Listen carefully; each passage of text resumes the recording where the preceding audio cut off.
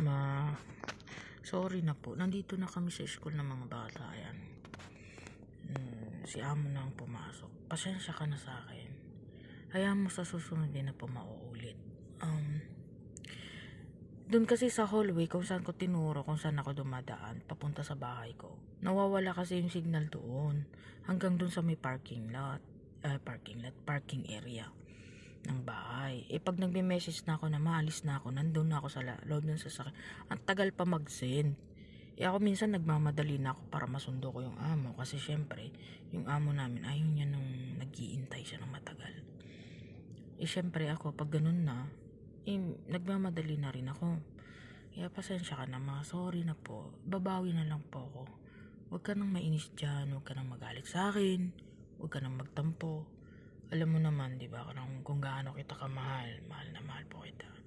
Hindi na po mauulit. Okay? Hindi na po mauulit. Huwag ka nang magtampo dyan.